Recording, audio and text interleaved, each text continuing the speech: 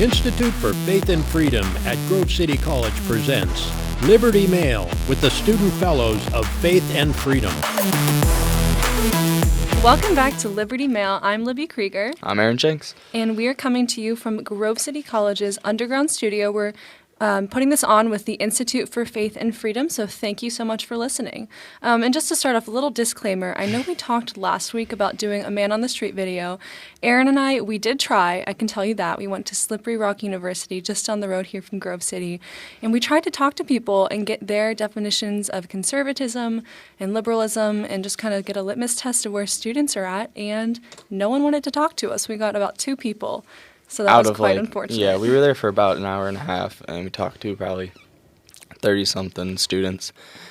And the common answer was, I don't talk about politics. Or they just didn't know. We would tell them a little bit, give them some insight into what we were asking, just kind of where they fall on the spectrum. And they'd be like, oh, I don't do that, or I'm not even sure what conservative liberal is. So yeah, in our intro, usually, just to see if you want to comment and see if this is too hard of a question, to give us some feedback, we'd walk up to someone, hey, would you like to do a 1-minute interview to describe whether you're a liberal, conservative, or none, and what that means to you, if you can define it.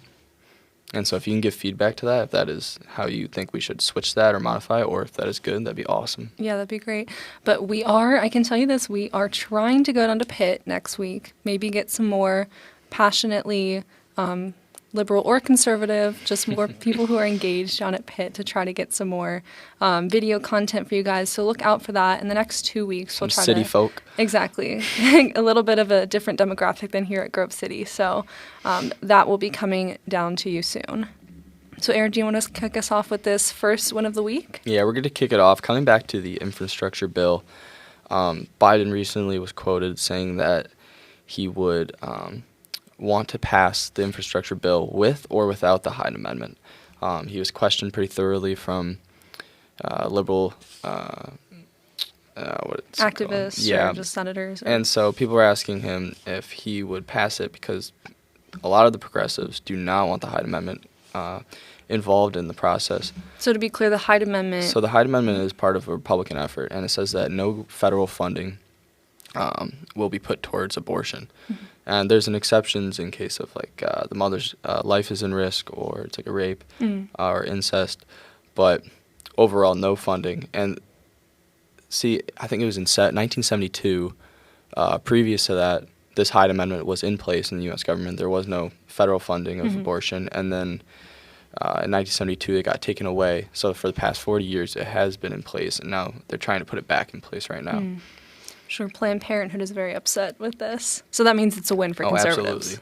Absolutely. Yeah. And then so the chair of the Congressional Progressive Caucus, she was quoted saying that the Hyde Amendment is something that the majority of the country does not support. And she was the main person quoted for probably in every news article that you saw. Yeah, whether it was Politico, CNN, or Newsweek. She was quoted and asked most of the questions because she's the chair of the Progressive Caucus.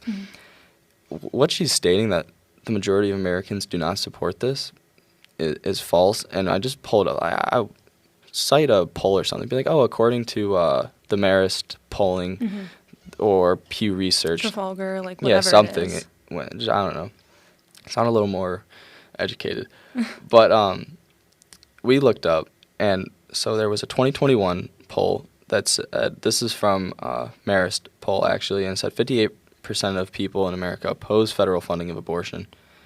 And then the same poll back in 2018 done by the Harvard Institute and Politico said that 58% also opposed federal funding, while only 36% supported federal funding.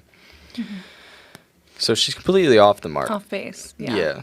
Well, I think what's interesting is what you said is she's stating this like it's a fact, that it's a well-known thing that Americans want abortions to be federally subsidized. And looking at the data, that's not true. And not even the data, whenever you just consider, okay, conservatives are obviously against that because this is a sanctity of life issue. We should not, first of all, conservatives are against abortion, but especially the federal funding of it. But even libertarians, their argument is normally, as long as you don't make me pay for it, as long as it doesn't affect me. But forcing Americans to pay for something that they might disagree with, I think would go against the libertarian grain as well. And then last week, our other win was about this progressive group that was secular, atheist, LGBTQ, a ton of different progressives coming together and standing for the pro-life cause. So you have groups from all sides of the different spectrum who are against this pro-abortion movement. So I think that shows right there that she's not necessarily correct, even if it wasn't looking at polling, but just kind of getting a litmus test of where the country is at.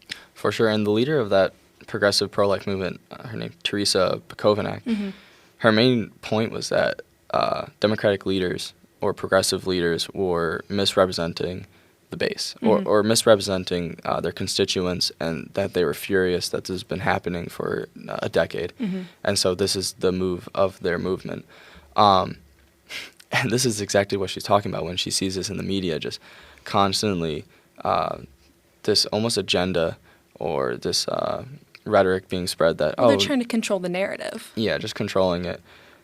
Well, the problem is the mainstream media lets them do it, too. I was just about to say, no one even looks into this. Yeah. No one, the Politico or whatever article, I'm guessing, I didn't necessarily look exactly at this, but whenever they quote the Progressive Caucus chair, and she makes that statement of fact, they don't even go back and look and say, well, actually, this is the statistics that we found. So, like, they kind of just put that in the narrative too, and let that keep spreading as. Yeah. Hey Google, flag this for disinformation. Honestly, they don't fact check her. No, it's so upsetting because this took me. I think I brought this up on like the first podcast. It took me 5-10 minutes to look into this and be like, oh, no. Let me like. These are non-biased polling groups, and they're coming out with data that's if you both think sides Harvard agree to. is conservative, Exactly. check again. Or if they're going to support a conservative narrative, like these go-ins. And I know I brought up like looking at respondents in a previous poll that only had like, I think it was like 400 or 500 respondents that they used for a national story, and we were like, come on, guys.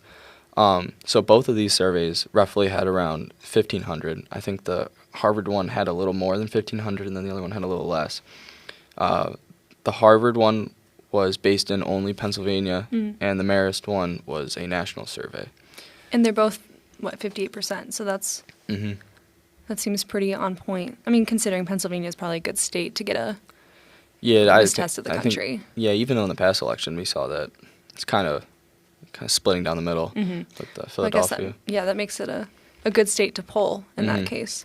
But not even is the Congressional or Progressive Caucus leader trying to control the narrative. You see this from like celebrities too. I know Jennifer Aniston this past week posted something on her Instagram really upset about the Texas abortion case, and I think it was like a clip from Friends or something. And it was like, no uterus, no opinion. And it's just so frustrating that they try to make it seem like this is like the only acceptable opinion. Well, they make that moral argument that says this is correct, and if you disagree, you're almost an evil person. Then it's this progressive and bigot binary that you're either progressive and you're accepting all these things and you're pushing forward, or you're a bigot and you need to be ostracized from society if you don't agree. Specifically in the case of abortion. And when we're talking about this Hyde Amendment, a lot of the leaders, and this is why I think Joe Biden was like, or President Biden said, oh, I'll sign the bill. We want to get this bipartisan bill through no matter what, even if it has this Hyde Amendment. And it's so important to the Republicans. Even Senator Joe Manchin, he was the main person citing a lot of articles, said this bill will not pass without the Hyde Amendment. So if the Progressive Caucus wants to keep on almost like throwing mud at the wall and saying, no, you need to take this away, it's not going to go through. Well, it shows you also the divide in the Democratic Party, which is really interesting. There's the progressives that want to move to the left, and then you have like Manchin and Sinema who are trying to be the more moderate Democrats. And I think, you have to consider like Manchin's constituents in West Virginia probably are not going to be, even if they are maybe blue-collar Democrats or a little more liberal than your moderate conservative voters, they're probably not going to be as on board with these progressive agendas as the rest of like New York City is, or like AOC's constituents are obviously going to be a different you have to cater to it differently, you have to vote differently, and that's why you're seeing Manchin and Sinema having different positions than the rest of the party. Yeah, and almost my last point, when we look at the constituents, the same two polls, and then also a Pew Research poll, so like averaged them. When they talked about Republicans, I think it was around 76% of Republicans said they did not support funding of abortion. And then when they looked at Democrats, it was 36% of Democrats did not support funding of abortion. Okay. Interesting. I'm surprised actually the Republicans isn't higher. Because you think, 26% then? Yeah, I think that mostly comes into when we talk about, or at least when we divide the Republicans into religious factions or just non-religious and religious. Yeah, evangelicals, I guess, are definitely hard set pro-life. And Catholics were the highest percent of either saying that they do not support abortion in any case or saying that they do not support funding of abortion. Good point. And conservatives is a wide tent, so we got a lot of people in here that don't fit. I mean, a lot of atheists too in the conservative tent. Yeah, that's true. But definitely this is a win for the pro-life movement, certainly. And even just bipartisanship. I mean, this is not necessarily bipartisan, but if we're seeing this pass, that's a good way to see that people are trying to work across the aisle or being forced to. I like that point. And even to see President Biden saying, okay, yeah, we'll get this through because it's important to both parties. Thank you. Yeah. Exactly. So to move on to our next win of the week, I know this one might be, some conservatives might not see this as a win, but personally I do. The Supreme Court rejected a bid to accept D.C. statehood. So they weren't necessarily ruling on the merits of the case, but, or maybe they partially were, but even some of the justices ruled on not even taking the case as a jurisdiction, like they didn't have jurisdiction. And so I think this is a win because you have to consider how D.C. was created. It was in 1790, Maryland and Virginia both ceded land to be a part of this federal district, and it was supposed to not be a part of the state or any state. And so this is more of a constitutional win on that basis, just looking at the intention of why D.C. was created, and also the Supreme Court has original jurisdiction when it comes to interstate conflict, and if D.C. is not a state, it can't have interstate conflict, and foreign, like with foreign dignitaries or foreign countries or something like that. So I don't think this is an area where at least they would have original jurisdiction. Gorsuch and Justice Thomas argued that they wouldn't even have appellate jurisdiction, I believe, in this case. And to add some background to the jurisdiction part, like the constituents that want this to push through, or the proponents of this D.C. statehood, are trying to go to the courts because when they try to go through the House, they're supported by the Democrat majority. They're getting it through, but then they get to the Senate, and they can't get it through the Senate. Yeah. They can't overcome the 60 votes needed to overcome the filibuster. And so they're trying to go around the rules, bend the rules, and go through the Supreme Court, the highest court in the land, and be like, please, sir. Yeah, please take our case, please. And so in one sense, I do understand the argument, because if you live in D.C. and you're not getting, I mean, obviously you still have influence, because whenever you see like the protests down there and like just the movements down there, they gain a lot of traction. And so to say that doesn't have influence on the congressmen and the senators would be, I think, a miss. But you don't have necessarily a vote in the House, or they have a delegate, but they don't have a vote in the Senate. I understand like the no taxation without representation. That is where I'd say some conservatives may kind of agree with that, because it does resonate a little bit. You think? Look at you go, looking at the other side. Yeah, but then again, the but is there, and I would still say, I was reading this article about the pros and cons to D.C. statehood, and one of the biggest things for me is like the unintended consequence.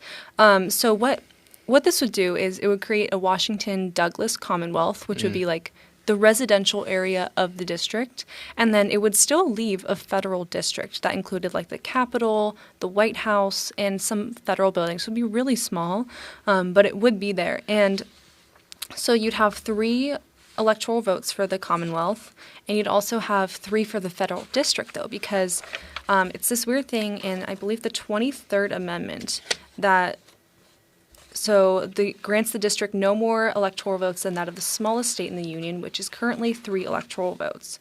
And so that doesn't depend on the size of the district.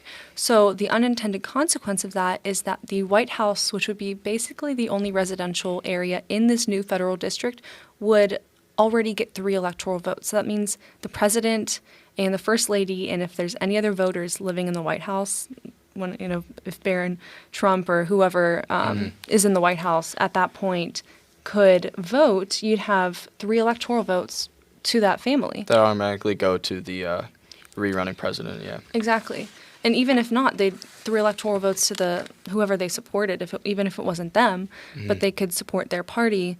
And I think that would be like a dangerous amount of power to give to the president. I agree. And then even with the Commonwealth, you have... I hate to say it, but the D.C. has been overwhelmingly progressive for the past, I don't know, as long as I've been alive, 20 years. Yeah. So to see they're like, okay, we're going to push forward with this. We're going to use taxation as our argument. And then we look at the repercussions from all this. Oh, they get 3 electoral votes constantly for the next however long to always vote with the when progressives. when is the D.C. going to change? No chance. No. That's why you don't even see conservatives try in D.C. because it's a lost cause. It'd be the smallest state by far and the most partisan state. And I think what they do is the progressives use this no taxation argument because they know it's something like so American. And, you learn about the founding and you just resonate with that. Every student learned about this in middle school, high school. Exactly. And you feel so like patriotic and you're like, well, why wouldn't conservatives or why wouldn't all Americans support that? And if we're going to look at that original almost aspect of what the Founding Fathers wanted, then let's look at the original intentions of why D.C. was created. Exactly. And it's definitely not to give electoral votes. It's to establish the federal capital and nothing else. Well, yeah, because otherwise you would have seen, like Maryland and Virginia didn't have to cede that land. It was created specifically for the federal district that would not have, it doesn't have the same rights of a state, and that's fully planned in the intention of D.C. So again, like I understand the argument, and I think it could be frustrating to be in that position, but I'd say like if that's such an issue for you, move like 10 minutes outside of the city into Alexandria or Arlington, or then you can vote in Virginia's elections. And I almost don't like bringing this up, but these people are all involved in government, or whether they're involved with an organization that is contracted by the government. They live in this area. They moved to this area full well knowing of what the political ramifications were, that they didn't have these types of votes that they're currently seeking for. And so now they're like, no, I want to change that. Well, you can't always get what you want in this instance. And it's such a political motive, I think, behind the argument of the no taxation without representation. Because when you think about it, okay, if this Douglas Washington Commonwealth were to be created, they'd have 2 senators, regardless of population. So that means, right now the Senate is 50-50 with Vice President Harris being that deciding vote. You'd have always the 2-vote advantage to the Democrats. And I think, that's clearly intentional as to why they're doing it. Whenever the country is pretty evenly split, you're seeing like 1 to 2 votes majority often for one party over the other. And for the Democrats to have that constant 2 senator lead over Republicans now, I think is intentional. And I think it's mostly a partisan ploy that they try to have a euphemism here to make it seem softer and resonate with more Americans by using the liberty argument. I agree. And whether you think that's like good politics, is playing a hardball game and like trying to bend the rules in your favor, we keep on seeing this common theme coming from this party, is that whether it's President Biden talking about ending the filibuster in the Senate to get a infrastructure bill, or a debt ceiling raised because you can't get that through. Okay, we can't get this through. We're going to change rules. I wouldn't even say the party, but it's like the progressives itself in the party. Because I think like Manchin, very respectable. Sinema, I have a lot of respect for what they are holding the line in that case and being the moderates. That's true. And then even, AOC, what was it? I think it was 2 weeks ago when we were talking about AOC wanting to just like change the rule about involving the immigration bill within the infrastructure Oh, yeah. package. And Saying so, they should still go forward with it. yeah, change the rules. And so we just keep on seeing this common theme where if it's good politics, if that's what you view it, okay. But in my view, that's not the spirit of the law. And this is my thing where I'm just like, look at the spirit of what our nation was founded on and what principles we stand for or what we used to stand for, and then apply that to how we play politics. Yeah, the problem is, like, you might have a good heart, but not everyone does. And you see constantly the progressives are very good at politicking, and they do play hardball, like you said, and they don't stop that. I mean, granted for them, I guess, applaud for the fact that they fight for what they believe in a way that conservatives, I'm not going to say we cede, but sometimes we kind of let them take over, and because we don't want to come off as, like, the political and, like, the hardball ones. We want to be, like, the dignified ones, but what good does that do if you're the dignified loser? But I really think if some of the conservative leaders took that extra step where they, I don't know, maybe, like, in my mind, like, stepping on the Constitution or the spirit of it, their constituents would throw their hands up and just freak out. I would hope so. Yeah, that's true. I think we all need to be a little more principled, both sides, in holding to the Constitution and the law rather than just our political narrative. Absolutely. So if we want to hop into Win 3, unless you have anything else to say. No, I think we covered everything. So SCOTUS said no to D.C. statehood. Okay, so recently President Biden was in a long talk with Xi Jinping? the Chinese president, I'll just say. Yes, I think that's how you say it. That was impressive. Thank you. So we got off a 90-minute phone call regarding Taiwan relations because, I mean, even though we can go back 5-10 years of just the increasing conflict between China either doing flyovers over Taiwan, but then more specifically we have the I think they were doing like 30 flyovers in the past week or something over Taiwan. Tensions have been the highest between China and Taiwan recently. That was the headline that they keep on posting, yeah. And so President Biden came off the call and he stated that the Chinese president was fully aware to stand by the Taiwan agreement that the U.S. and China has, and that he ought to and will stand by the agreement. And then Taiwan seemed pretty pleased by this, and they were confident even that the U.S. commitment to their statehood is, they said, rock solid in a press release. And so the main reason we bring this up as a liberty win is that, okay, we have this independent state, Taiwan, which some people can't even say Taiwan. Like John Cena. Yeah. So we have an independent state that's either fighting for their freedom, like we saw in Hong Kong, and Hong Kong got blasted. Pummeled. Now they're done. Yeah, pummeled, whatever you want to say. So they're no more for them, sadly. Yeah. And now to see us stand by Taiwan, at least, and act as their backbone if we can.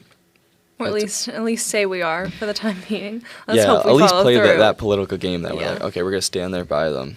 Yeah, because I think what's happening here is we're trying to toe the line between China, not stepping on China's toes and like making them upset because they are a global power, but also still, holding to American principles of, you want freedom. This is, if we believe this is a sovereign nation, lots of Americans do, or we would want that to happen. Well, okay, so one of the things here that I was reading from the Brookings Institute, so not a conservative think tank at all, but it's talking about this Taiwan Relations Act and how U.S. intervention suggests or assumes that the United States will defend Taiwan, but it's just suggesting, and it's saying how this is like specifically ambiguous to kind of toe that line between like not making China upset, but also still like holding to our principles. Yeah, because there's no definite description of what that defense looks like, whether it's funding or sending in troops or reaching out to the UN. Like we're supposed to still recognize Beijing as the capital, not Taipei. So it's a little confusing, like what exactly where we fall in this, but it still looks like a good thing. If Taiwan is happy with us saying that rock solid commitment to that plan, then I think that's a good indicator. I agree. And at this point, no one else is going to come to the defense of any country that is being attacked by China. Because China, we've seen this just increasing role in that, southeast region of Asia. And so they just keep on going after countries, almost as if in comparison to Russia going into Ukraine. Mm-hmm. And you need democratic states, or I mean, it could be anything. I'll take the UK and their monarchy state or whatever, Parliamentary, whatever. Yeah, and have them stand up for a country. Yeah. But you need these other countries that go against these communist regimes and say, no, you stay in your borders, don't go after these countries. Mm-hmm. And then we were talking about John Cena, like, brought that up real quick. John Cena, yeah. He can't even, I mean... Was it Fast and Furious, I think, some interview, he said the country of Taiwan, and did China, like, take it off their markets or something where China was, like, upset? And so he has this whole, I watched it yesterday, this apology video where he's speaking in Mandarin, I believe, and he's, like, apologizing and saying how much he respects the Chinese people and the government and everything like that. And it's like, he can't even call Taiwan a country because it has to go back and, like, bow down to China to appease them. Yeah. That just shows you how much power they have. But, I mean, it also shows you that John Cena doesn't have a spine, but that's another story. Well, see, nothing happened in the public realm of that relation, but I'm sure his agent got a call, and then he got a call and was like, this behind is the very scenes, serious. the stuff we don't see. I'm sure there was some stuff going down. Yeah, absolutely. And I think that film grossed, I'd love to look it up again. It was around like 130 million. And 110 million of that was from... Is that good for a film? I'm really not... I think that's relatively good. But Okay. at least like 120 of it, or 110, was all based in Chinese China. markets. Interesting. Okay. So I guess it was very important that he whether apologized and crawled back to the Chinese Communist Party. Because money talks the most for these Hollywood actors. Very true. But definitely, hopefully we stick to our word in this, and assure that Taiwan is not overcome by the Chinese, because I mean, again, like you mentioned before, we saw that with Hong Kong was not exactly a win for liberty, freedom anywhere. Because obviously, like, yes, we're Americans and we care first and foremost about liberties here, but obviously across the globe, that's what's the quote? It's a threat to freedom somewhere is a threat to freedom everywhere. Something like that. I've definitely heard that. I can't remember if it was Reagan or Churchill, or someone else. I could be not remembering that correctly. But it's definitely important to consider, too, the global impact. Yeah, I know a lot of people, like, I think of it like jumping the gun, but they think of Taiwan and they're, like, seeing the increasing tensions and then our commitment, with like quotations around that, to military aid, and how that could slowly turn into a Afghanistan or turn into a Korea or Vietnam slowly. While I think that's like a realistic worry in the future. Oh, yeah. But currently, I think the more important thing is we got to stand by them and make China make the first move. Because think of like in political like ramifications of China making that first move, which is because I think there would be other allies that would come to Taiwan's aid. Oh, that'd be an interesting time in the world politics. Oh, yeah. And then, I mean, then you have that. Even a debate among conservatives is like, should we be expanding democracies across the globe, like the more like Bush neoliberalism, or should we go with like a non-interventionist route? And I think probably Americans are swaying non-interventionist just because of the political climate of Afghanistan recently. I'd probably also go a little more non-interventionist, but I still think that means we need to stand by our allies. If we've given our word needs to mean something, and to have respect across the globe too. Absolutely, 100%. I don't think I'm like definitely with that like need to spread democracy, but there's definitely an aspect where whatever regime is there, as long as they're supporting human rights and humanitarian efforts, that okay, this is okay. We don't need them to be democratic, because look, we look at China, or I think never mind, not China, but we look at North Korea, and it's the North Korean. Is it people's? No. No, it's the democracy of like North Korean Republic. Yeah, it's something that it makes it sound very like People's Republic of China.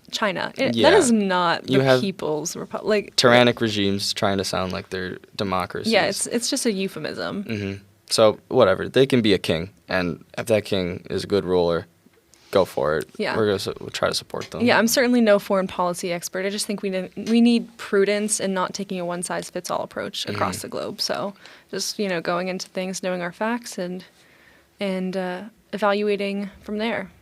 Well, look, Joe Biden, or President Biden, rather, I Keep saying it. I know, I want to be more respectful. So President Biden, involved in 2 wins of our week, and I'm happy with it. Thank you, President Biden. That wraps up the week. So next week, looking into it, we will be trying to go to the University of Pitt and trying to get another Man on the Street video. We're very excited about that. Yeah, we're hoping to get some pushback down there. I'm sure there's a lot of liberal students down there, so I'm excited just to have some conversation. Hopefully nothing too fiery, but I mean, if it happens, it happens. You'll see it. And we're really just trying to get, I want to know students' definitions of these terms, either liberalism or conservatism. Yeah. And, I think when we get that, we can pull so many different stories or takes out of that of, involving politics and involving social media. Yeah, and even if you're listening or you're watching on YouTube, definitely tell us down below what your definition of conservatism is, because I think it shows us not only where America's at, where American conservatives are at, how they view it, and where we need to continue to push the movement and where the potential is for growth in the movement. So that's kind of what we're trying to understand and just get, especially with the younger generation. That's why we're going to these college campuses. Mm-hmm. So once again, thank you all for tuning in to Liberty Mail. This is Aaron Jenks. And I'm Libby Krieger. And we're signing off today. Thank you. For more information on this podcast or other programs, please visit faithandfreedom.com.